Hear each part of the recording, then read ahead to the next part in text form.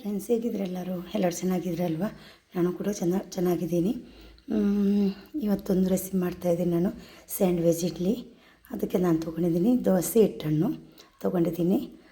ನೈಸಾಗಿ ಸ್ವಲ್ಪ ರುಬ್ಬಿಟ್ಟಿದ್ದನ್ನು ಸ್ಯಾಂಡ್ವಿಚ್ ಇಡ್ಲಿ ಮಾಡುವಾಗ ಸ್ವಲ್ಪ ನೈಸಾಗಿ ರುಬ್ಬಬೇಕು. ದೋಸೆ ಹಿಟ್ಟು ತೊಗೋಬೇಕು. ದೋಸೆ ಹಿಟ್ಟು ತೊಗೊಂಡಿದ್ದೀನಿ ಸ್ವಲ್ಪ.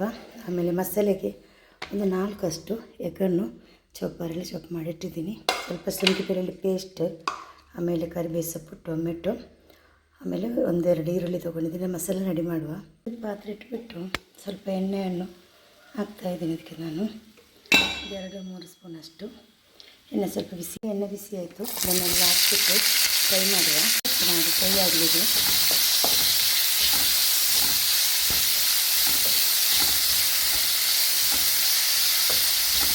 ಫ್ರೈ ಆಗಬೇಕು. ಮಸಾಲೆ ಪೌಡ್ರೆಲ್ಲ ಹಾಕಲಿಕ್ಕೆ ಉಂಟು. ಹಾಕುವ. ಈಗ ಶುಂಠಿ ಬೆಳ್ಳುಳ್ಳಿ ಪೇಸ್ಟ್ ಕೂಡ ಇದಕ್ಕೆ ಹಾಕ್ತಾಯಿದ್ದೀನಿ ನಾನು. ಹಾಕ್ಬಿಟ್ಟು ಮಿಕ್ಸ್ ಮಾಡುವ. ಟೊಮೆಟೊ ಸ್ವಲ್ಪ ಸಾಫ್ಟ್ ಆಗಬೇಕು. ಈಗ ಸ್ವಲ್ಪ ನೀರು ಹಾಕಿದ್ದೀನಿ. ಮಸಾಲೆ ಪೌಡರ್ ಹಾಕುವ. ಅರಿಶಿನ ಪೌಡರ್, ಸ್ವಲ್ಪ ಗರಂ ಮಸಾಲ, ಸ್ವಲ್ಪ ಬಿರಿಯಾನಿ ಮಸಾಲ, ಸ್ವಲ್ಪ ಪೆಪ್ಪರ್ ಹಾಕಿ ಮಿಕ್ಸ್ ಮಾಡುವ. ಮಸಾಲೆ ಬೇಯಿದೆ. ಮಸಾಲೆ ರೆಡಿ ಆಯಿತು. ಇದಕ್ಕೆ ಉಪ್ಪೆಲ್ಲ ಹಾಕಿದ್ದೀನಿ ಟೇಸ್ಟಿಗೆ ತಕ್ಕಷ್ಟು. ಈಗ ಎಗ್ಗನ್ನು ಹಾಕುವ. ಎಗ್ಗೆಲ್ಲ ಹಾಕಿದ್ದೀನಿ. ಜಸ್ಟ್ ಒಂದು ಮಿಕ್ಸ್ ಕೊಟ್ಟರೆ ಸಾಕು.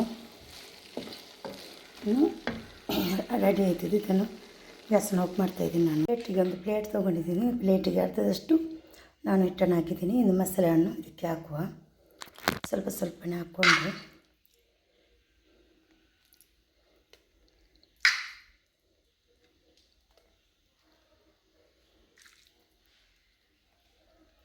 ಎಲ್ಲವನ್ನು ಹಾಕೋದಕ್ಕೆ. ಇದು ನೋಡಿ, ಇದು ಮಸಾಲೆಯನ್ನು ಹಾಕಿದ್ದೀನಿ. ಇದರ ಮೇಲೆ ಹಿಟ್ಟನ್ನು ಹಾಕಬೇಕು.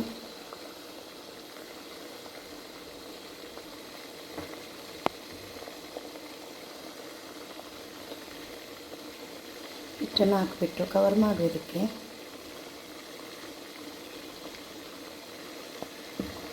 ಎಲ್ಲವನ್ನು ಹಾಕಿ ಕವರ್ ಮಾಡಿದ್ದೀನಿ. ಇನ್ನೊಂದು 10 ನಿಮಿಷ ಬೇಯಲಿದ್ದು. ಇದು ಬೆಂದಿದೆ. ಇದನ್ನು ತೆಗಿತಾ ಇದ್ದೀನಿ ನಾನು. ಸ್ವಲ್ಪ ತಣ್ಣಗಾಗಬೇಕು ಮಾತ್ರ ಕಟ್ ಮಾಡುವಾಗ.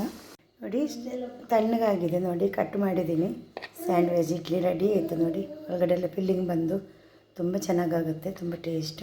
ಮಕ್ಕಳೆಲ್ಲ ಇಷ್ಟಪಟ್ಟು ಕೂಡ ತಿಂತಾರೆ. ನೋಡಿ, ಕೆಲ ಮಕ್ಕಳು ಇಡ್ಲಿ ಎಲ್ಲ ಸ್ವಲ್ಪ ತಿನ್ನೋದು ಕಡಿಮೆ ಆದರೆ ಈ ಥರ ಮಾಡಿಕೊಟ್ಟರೆ ತಿಂತಾರೆ. ವಿಡಿಯೋ ಇಷ್ಟ ಆದರೆ ವಿಡಿಯೋಗೊಂದು ಲೈಕ್ ಕೊಡಿ. ವಿಡಿಯೋ ಫ್ಯಾಮಿಲಿ ಫ್ರೆಂಡ್ಸ್ಗೆಲ್ಲ ಕಳಿಸಿ. ಅವ್ರು ಕೂಡ ನೋಡ್ಕೊಂಡು ಲೈಕ್ ಮಾಡಲಿ. Thank you. Take care.